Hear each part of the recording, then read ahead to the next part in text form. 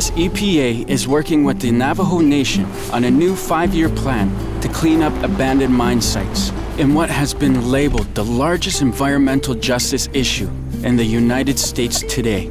Part of this plan includes relocating families whose homes contain dangerously high levels of radiation.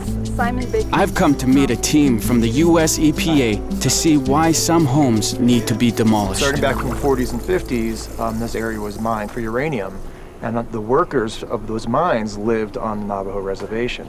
And as if you notice, the material for building is not conducive for making cement, so the workers would take materials from the mines, mix that in with their cement to build their foundations and their structures. And so therefore there may be contamination, uranium contamination, within the homes. So what do we got here? This is a Ludlam model 2241-2, and this is a 3x3 gamma detection probe. And in conjunction, this is a highly sensitive meter and unit that will actually pick up gamma radiation. I remember my first experience out here a year ago. I was talking to a wonderful woman who lived next to a mine site that I was working on.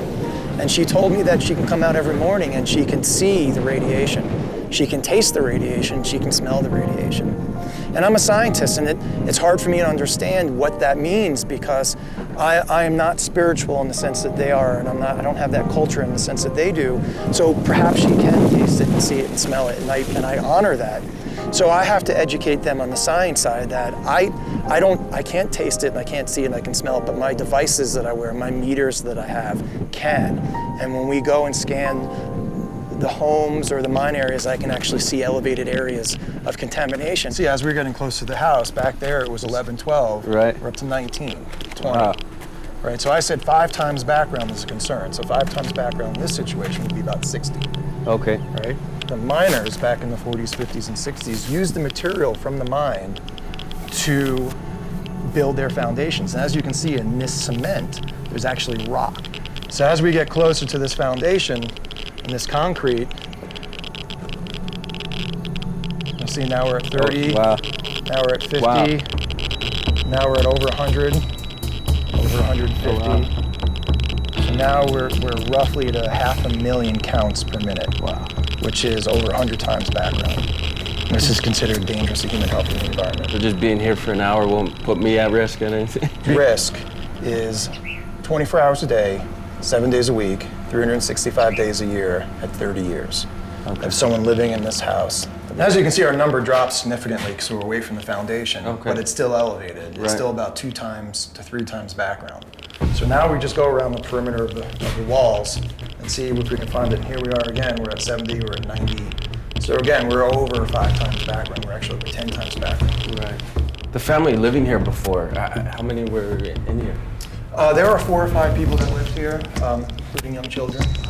And as you can see, this building was constructed by their grandfather by hand, using the materials that were available at the time. Wow. So some of these walls, they're stucco, could have mine waste in it.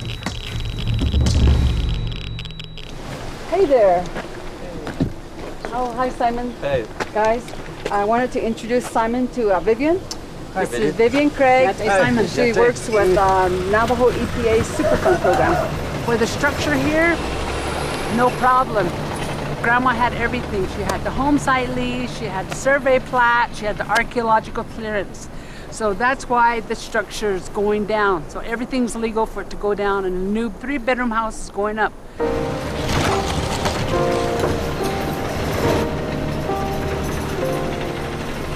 Sort of ironic is that the mountain provided them an ability to live and give them life, and also provided a threat to their lives by the material they were using. Well, right now there's a lot of outreach going out to the communities. And each chapter has been given an atlas of all where the mine sites are. We work with the grazing committee who issues the home site lease. We tell them not to grant a home site lease within a quarter mile of an abandoned uranium mine, so they know where all the elevated spots are.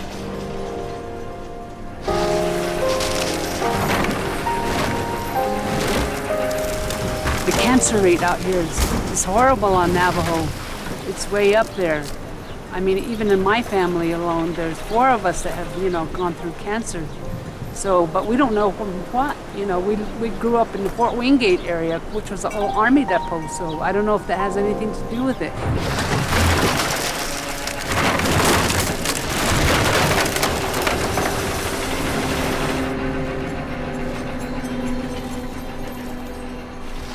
We get a lot of thank yous from our elderlies, even the younger ones that we're assisting, like getting new homes.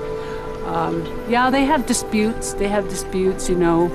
I know some people don't like it when we go back and tell them that they don't qualify for a structure because their home was not elevated, but it's, you know, they're not at risk. But on the bright side, you've been safe. You have been exposed all these years. There's not an, I don't know. I mean, the solution is we just keep doing this. Chip at every stone possible. We can't stop. But you know, what do you do? You need $1 trillion to clean this up. You know, and the problem with a lot of that is that it's naturally occurring here. You know, so there are outcroppings. A lot of this in this mountain, there's just naturally exposed uranium. You know, it's just this is that area. So I don't know what the solution is. Ironic. A lot of things in the United States are like that. We try to raise those concerns, but a lot of people in the predominant society do not appreciate those things, and they don't really help in advocating for just to address really basic issues that Navajo people are trying to work towards. Well, Randy, it was great to meet you, and thanks for showing me around. We'll see each other again. Okay.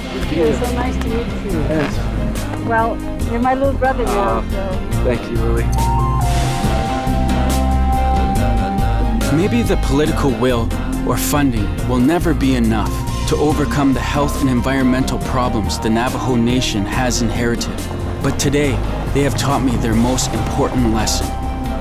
They will always defend and sustain the only home they know, the land of the Dene people, the Navajo Nation.